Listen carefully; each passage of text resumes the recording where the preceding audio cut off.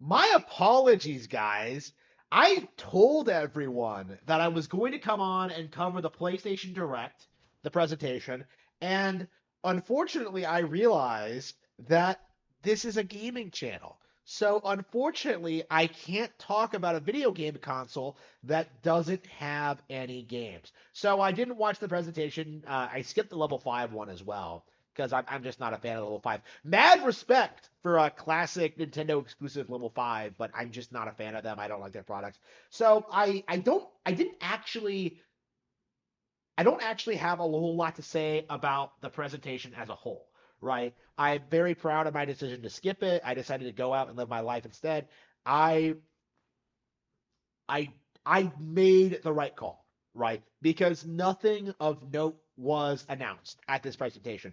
The most interesting thing about it, however, and I do think this needs to be understood, is that they confirmed a Ghost of Tsushima sequel. Now, this is really interesting to me because over the past couple of weeks, I've been talking a lot about Ghost of Tsushima because I've seen on message boards, Kotaku in Action and like the occasional V thread, all of these claims from fans of Ghost of Tsushima. Like, oh, Ghost of Tsushima is so great. It's so based. It's so red pilled. It's so traditional. It's the antithesis of woke culture. This is what gaming was so great back in 2020.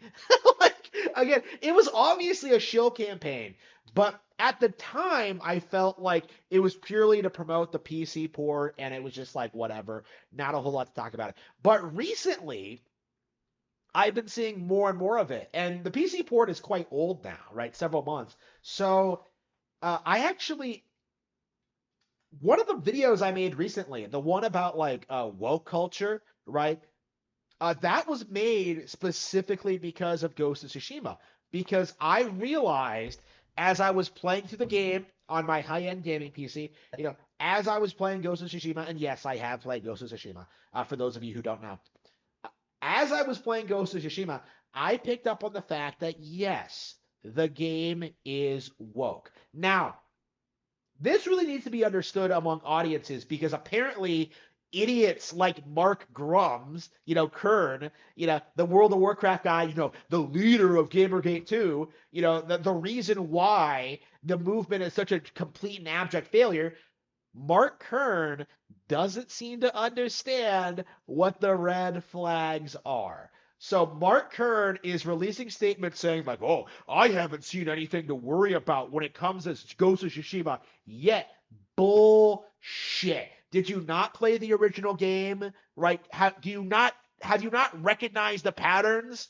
I know you haven't because you've only been involved in this sphere for like what, a year? Ever since you realized you could grift off of it. Like, you don't understand how woke developers operate, right? They put out one game, right? One game that's relatively basic. That's what audiences expected. Like, maybe there's some like minor subversive elements thrown in there, right? But for the most part, right, like they're just basic, like cheap, like walking simulator video games, right? The Last of Us was like that. God of War was like that.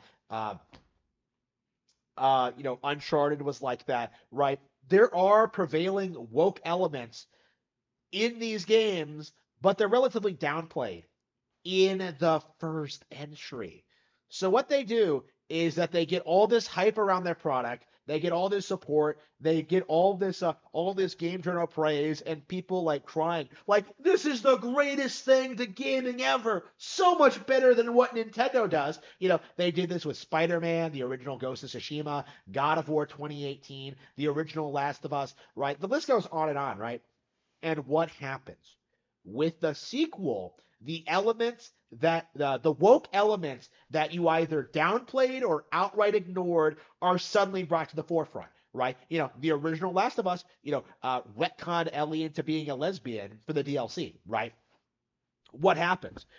Part two fixates entirely on that aspect of the character to the point where like it completely ruins the entire plot and really showcases it's an example of why portraying the fantasy of lesbianism in realistic fiction does not work, right? Because lesbians don't exist, right? So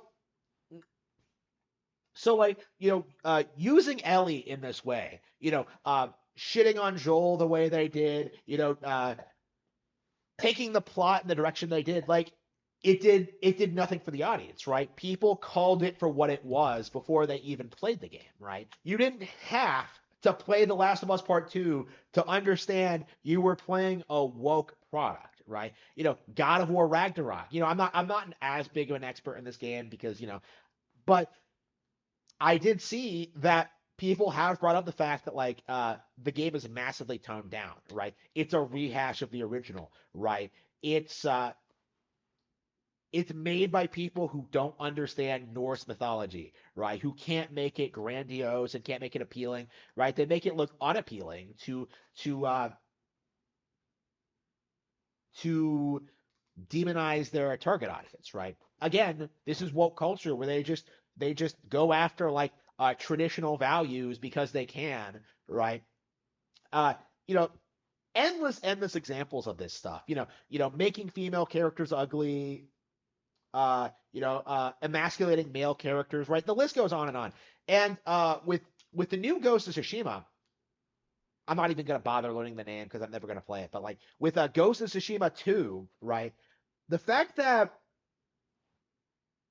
they have a female lead in their supposedly historically accurate samurai game is in and of itself rather telling, right? I'm seeing a lot of people cope about this, like, well, at least it's not Yasuke, but like, okay, let's be real here. Like, Ubisoft is like bottom of the barrel slop. Okay, nobody's disputing that. Everybody did this with Ghost of Tsushima. We're like, oh, well, at least it's better than Assassin's Creed. But like, being better than Assassin's Creed is not a high bar. Okay, that'd be like if I said like, well, Elden Ring, it's better than The Legend of Zelda Faces of Evil on CDI, right? Like that's not a high bar. That's not impressive. It doesn't mean anything, right? And like Ghost of Tsushima is the same way. I played Ghost of Tsushima and I came away with the impression that like, wow, The Legend of Zelda Wind Waker did better than this in 2002, which is like crazy to think about, but it has way more stunning visuals, more organic environments, better dungeons, better boss fights, an iconic story and ending, right? A timeless visual style. Wind Waker for a lot of people is still an all-time favorite, right? Like Ghost of Tsushima never even came close to matching a game that came out 20 years ago, right? Actually, over 20 years ago, 22 years ago now. Like Ghost of Tsushima couldn't even come close to that. And again, like this is the core problem with Ghost of Tsushima is that the game is not good, right? Everything else that's wrong with it, right? The woke content, like that all comes secondary. But unfortunately, in like Mark Kern's world, like Ghost of Tsushima was a great game. It was fantastic. But we're gonna watch you like Sucker Punch and Sony. Like I know Sony has a history of like making all of their products woke, and they're one of the most compromised companies in the industry. But like, oh, I bet they won't do it for Ghost of Tsushima. Oh, like, come on. Like it is 100% it's gonna happen. Like it's guaranteed to happen, right? Like look at the lead actress. Like actually, like I was it an actress or is it a troon? Like I saw people like say it was a troon. I've seen people say it was like non-binary. I don't know what it is, right? But if it's like anything other than like an actual Japanese woman, right? Like they've already failed. Okay, like come on. By the way, if it is a non-binary person, by the way, if it is like a chick, like claiming she's non-binary, like why is she playing a female character? Again, I really want this to like be brought up and studied as to why these supposedly non-binary actresses, like are perfectly willing and able and allowed to play female characters. Is that going to be the twist that like the samurai chick is actually the world's first non-binary woman? And like everybody, like all of Japan starts calling her by like they them pronouns, like because she's such an icon. Like again, it's gonna be it's gonna be interesting seeing what they do. Like I've seen some speculation on this already. It takes place in like the 1600s, so like the Jesuits are there now. So like the theory at this stage is that like you're gonna be killing a lot of white Christian like emissaries and those guys, which is gonna be really interesting to see because they are going to try and pass this off as like historically accurate, right? The Japanese woman like slaughtering like hordes of like these Christians, like they're going to try and make it look like they're going to try and do this and make it work. I think, which I think is what they've been setting up to do since the first Ghost of Tsushima. Like, and I do think this is where the woke elements of Ghost of Tsushima come into play, right? Because you have like the strong female characters, right? You have like the confirmed, uh, you have the supposedly bisexual woman in the cast, right? You have the strong female samurai that did not exist historically, right? You have these characters that you follow along and help them on their quest lines, right? And you know, the sequel is like, well, we had strong female characters in the last one, so now we're having you play as one. If you liked the first one, you'll love this. In regards to like completely ignoring the fact that people really liked Jin as a protagonist. They would have liked more characters like him, right? And this is a red flag in and of itself, right? And I know people are trying to damage control this by trying to say all sorts of wild things like, oh, you just don't like playing as girls. Like, bro. I'm a Bayonetta fan. I'm a Metroid fan. You know, like I love girls in games. Okay, but when you consistently prove yourself to be completely incapable of creating compelling female characters, like yeah, people are going to be highly skeptical of what you do. And I would argue that Sucker Punch has already proven that they are willing to go along with the agenda with the first game, which is why I am so completely, totally against people like Grummz coming out and advocating for Ghost of Tsushima 2 purely like based on this idea that like it might not be that bad, right? That it might be based, that it might produce something of value, that like the last game was good, guys, so that means we need to shill for this and Space Marine 2, like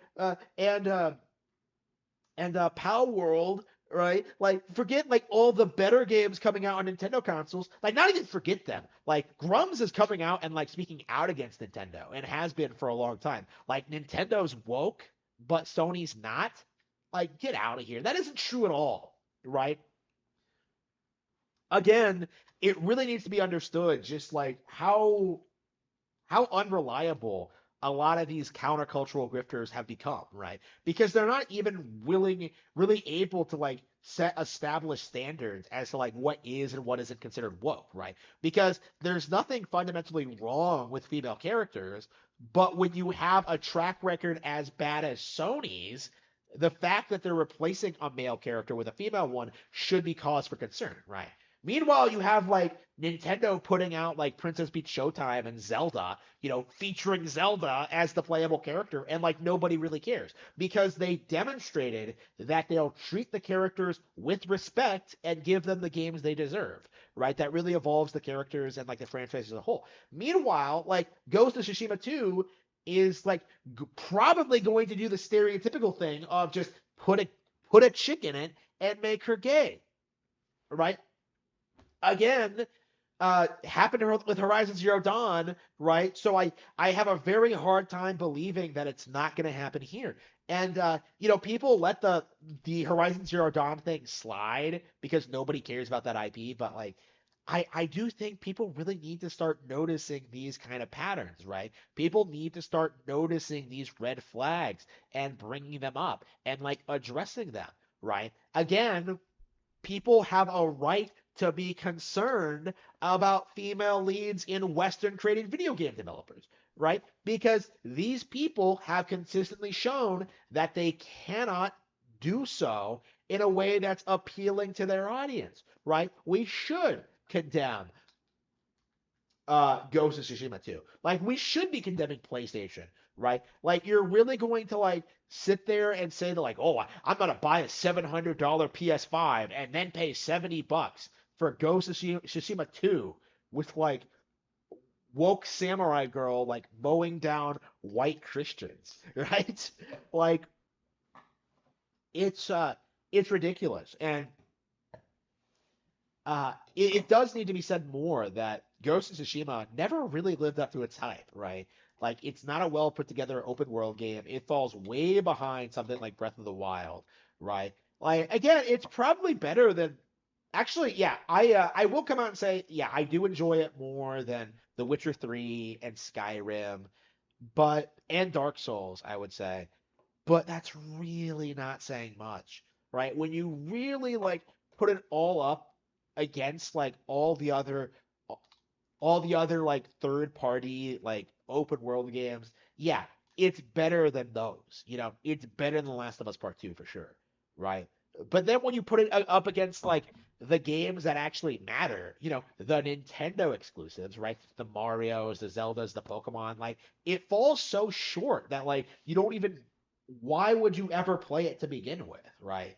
That's kind of how I felt about like Ghost of Tsushima, right? Throughout all of this period, you know, the entire game trial of 2024, right? You know, I played this game because I had nothing else to play, and eventually I decided I would have more fun. I would get more value playing out of more Zelda games, you know, ones that I had already played and beaten, right? That's how big the gap of quality is between the average Nintendo product and the very best that Sony has ever produced, right? Again, the gap is insane.